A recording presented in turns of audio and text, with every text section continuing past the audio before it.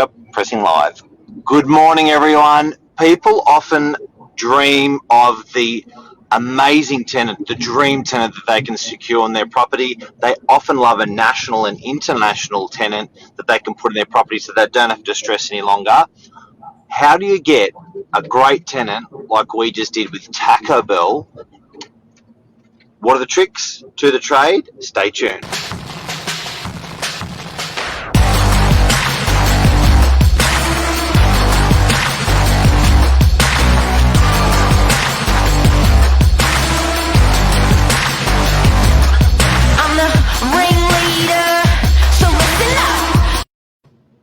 Good morning, Mr. Novak. How are we? Good, Nath. You? Is this 610? This is episode 610. 610. 610. Coming a long way. How you going? Not 20, not 100, not 200, 610. That's it. Now, the big topic this morning that we're covering is securing a tenant like Taco Bell. What's the primary question we're going to dive into that is what's the jargon or what's the language that these fantastic tenants that we come across, what is it that they're looking for when it comes to a property for their business? Well, every landlord would dream it, wouldn't they? So I guess if you own a box, a commercial property, you want a tenant that's not going to waver on paying rent. You want a tenant that's going to look after the place. You want a tenant that's not going to be moving in and out all the time. And often these big guys, your national tenants and your international tenants, you're just home free for 20, 30 years. Absolutely. And that really, really excites a landlord, excites an owner when they can secure themselves someone long term, and that's got a lot of credit behind them. They've got that reputation behind them, like Taco Bell. And I think what we're going to look into this morning, and like I want to throw at you, Mark, is the jargon or some of the things that these tenants look for. And correct me if I'm wrong, one of them, grease trap. Am I right? And let's look into what that is. Yeah, so good morning, Jeff. Good morning, Luke. Yeah, so look, I think, what a lot of people don't underestimate is when, particularly if they're first-time investors, is if you've got basically food does a lot of commercial. So what I mean is your mum and dad investors, they're not attracted to city blocks, to city buildings, to a whole entire floor in the city. They're more entire. They just really want like a little box that's maybe $500,000 or $1 million that they can invest in their super, or they can loan money on and buy. You know what I mean? Most mum and dad investors are not sort of mid or large scale. They're just little fellas, and they don't really know when they're buying what the things are to look after. But certainly when you're looking at a great tenant, and let me frame this up, we've just put Taco Bell into DY. This was a box. It was purchased for, when I say box, it's street level, concrete shell, cold shell, so it needed aircon, needed power upgrading, needed a lot of stuff done to it. Purchased for about 1.3 sort of $1 million. And when the owner bought it, it would have been quite ballsy, not knowing who's going to go in there. But what the owner did know is he had a good zoning. He was on a major bus stop of the Northern Beaches, being DYB line bus. He knew he had the approval for an exhaust fan and grease trap. Mm-hmm. So that on purchasing, he was positioning himself really well for a national tenant, because he knew that all these traits, when he was buying the property, could jag that major tenant. Definitely. And I think that's that's the advantage when you're purchasing a commercial property or leasing out a commercial property. You want to make sure that it's in a spot that you can feel comfortable in, you can feel proud of, and definitely, I mean, it's like you said, it was a cold shell, but it's prime location off Pittwater Road. Being in the centre or the heart of DY, right across from a bus stop. I mean, it's absolutely incredible, the opportunity, and I think these both national and international tenants saw that opportunity despite it being in the state that it was and thought, hey, you know what, let's give it a crack here. And so therefore, looking into the jargon or the things that these guys look for, even though it's cold shell, is definitely something like a grease trap, which you'd need obviously for a food premises.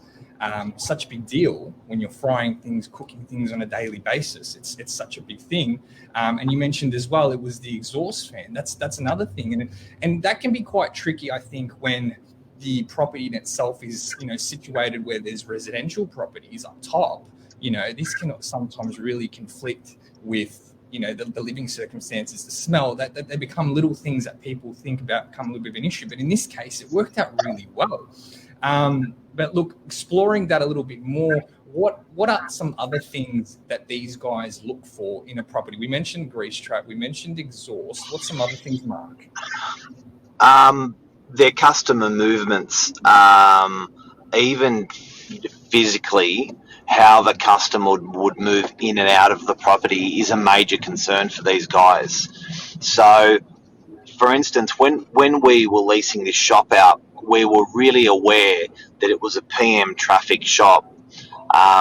When you're on 6 lanes of traffic, and when you've got a bus lane that basically eliminates cars from stopping, you've got to be really, really conscious about where your customer's going to park, how your customer's going to move around your property to come into your shop. So we were really aware that it was never going to be a coffee franchise that was going to go in there, because that's AM traffic.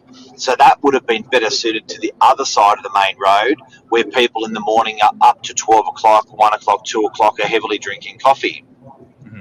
Whereas someone like Taco Bell, they're very aware what their customers doing also in terms of not only their movement patterns but their eating patterns, and they're not going to be having Taco Bell for breakfast. So being a PM side of the road is actually a better side of the road for your lunches and for your dinners. And even more so, when you get off the bus, you actually almost walk straight into the front door of Taco Bell. Yeah, that was such a key thing I think that they looked at, was making sure that their primary focus was driving clients, driving people to their property, and they couldn't have nailed it any more than they did. So I think that we've covered the grease trap, we've covered exhaust, we've even looked now at the customer, drawing in people to the business. Looking at the two elements that we discussed just previously, I think, and again, it's about correcting me if I'm wrong, it's looking at the load that's required to actually operate in the business. I mean, having these things like an exhaust fan, you need a certain load, a certain phase. Is that right? Yeah, so look, another one as well, believe it or not, some retailers need their own, it's almost like a power kiosk to the building. They draw so much load and so much current on the way they prepare their food or their refrigeration and equipment and stuff like that it actually can stress the entire building. So we've locally been appointed to sell. We've been appointed recently to sell an IGA, and that when that IGA was going in, the amount of cool rooms and refrigeration that goes into a grocery store is just out of control. So if you're a building if you want to have a great tenant, you've got to have that preparation. Even if you're not going to physically have it done, you've actually made way for that to come into your building somehow. So to give you an example, with Taco Bell, their exhaust fans are going to be heavy load. Their cool room's going to be heavy load. Their reheating, their microwaves and stuff is going to be heavy load equipment. So that's also got to come in from the street. Often you'll need an Energy Australia upgrade, for your power. But that's another consideration. Not particularly having it, but being able to get it sometimes is just impossible. So if you can make provisions for that, or when you buy, you can keep an eye out for how that can be. Those, where can you get the grease trap? Where can you get the exhaust fan? Can you pull in from the street power? Those, if you need, or has it got all those things already? They're major things. Definitely. And I think, going back to even the root of it all, the start of it all, I think that these guys, apart from wanting or knowing that they require these certain things for the business to operate, the zoning is such a crucial thing, because if you're looking for a property and the zoning isn't just right, it really then starts to become a sticky and prickly situation where you don't even want to dive too deep into it, because you're just like, well, what's the point? I'll just look elsewhere. But having that zoning that really works for you in that spot really then helps your business. It really helps to explore other avenues besides just the basics. But the real good one you mentioned is that, this side of the street there, wouldn't benefit from a cafe. It would benefit more from something like this, where it's stop and go. It doesn't really need to impact more so in the morning, but drives throughout that lunch and later evening period, where we know definitely that the bus, for instance, here in DY, that side of the street there, come 3 o'clock, for a good couple of hours there, you're restricted by up until 3 o'clock. Sorry, you've got the bus that conflicts there, but it's worked out really well for them, and I think we're really excited to see that absolutely blow up in DY. Do you think that there's anything? It's going to be amazing. It's going to get great. Look, even school kids, when you look at school kids getting off the bus to grab some fries or to grab a shake or something, that's a roaring trade.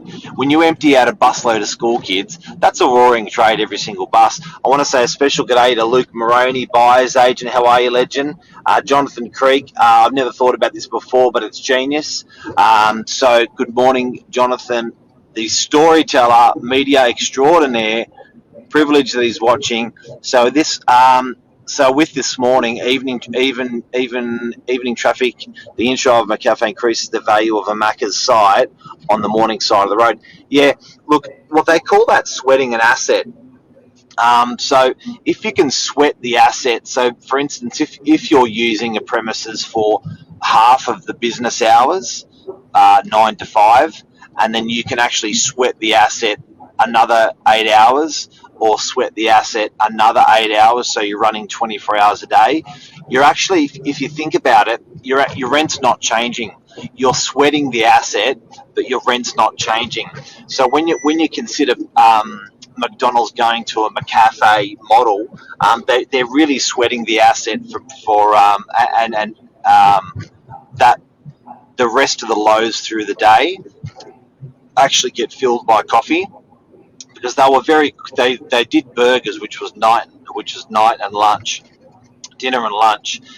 Then they said, we want to sweat the asset further, and then they went into brekkies. Then they noticed they're having other lows, through those 24 hours. They were trying to fill the lows, so then they filled them with coffees and cakes. It's very clever. And these guys, they analyse their business when they're choosing a location like you would not believe. If cars can't turn right here, we will not take it. If cars, just a hook in a road, they won't take it for that reason, because what they do love is to get both sides of the traffic, particularly with drive-throughs. And the way they treat drive-throughs is almost like a religion. They chase them hard. We're doing another national tenant in Brookvale at the moment, and the efforts they've gone to for drive-through, wow. Yeah, definitely. And that would probably be the last point, noticing the drive-through element is such a big thing, especially for these national tenants, and even looking to international tenants, that, if you've got that there, it's extremely advantageous, and you peak at the highs and the lows throughout that day, throughout that 24-hour period. So we're excited. I think all of you should be as pumped as us. Mark, have we missed anything? What do we got? Nah, man, thank you. Look, DY's, you know what? I think I do have to say something. There are people that aren't unhappy about businesses like this going in, but I do have to say people vote with their money. And I can understand the opposition sometimes with, bars or restaurants going into premises. But I think if the community is going to support them with patronage and with orders and with buying their product, I think there's a necessity on there for the community, particularly if it's not hurting the community like something like gambling. But food, no, I think I think DY is a winner, and I think DY people are going to vote with their money with Taco Bell and support that business. Time will tell, but I think if you see how all the other businesses that have just opened up in DY, like Guzman Gomez, Fishbowl, and these guys, they've just had a roaring trade. Absolutely, absolutely, and that's I think that's a wrap, is it not? That's a wrap. That's a wrap. Everyone, if you got any questions, let us know. It's a live show, and you can flick through. And also, a lot of the stuff that we talk about are questions that people have posed and asked us to talk about as well. So, if there is a topic that you guys want to know about, always feel free to send us a direct message, and we can cover it. Brilliant. Mark, Nate, thanks, bud. Keeping the goods. Thank you so much. Have a lovely morning. You're a legend. See you, man. Bye.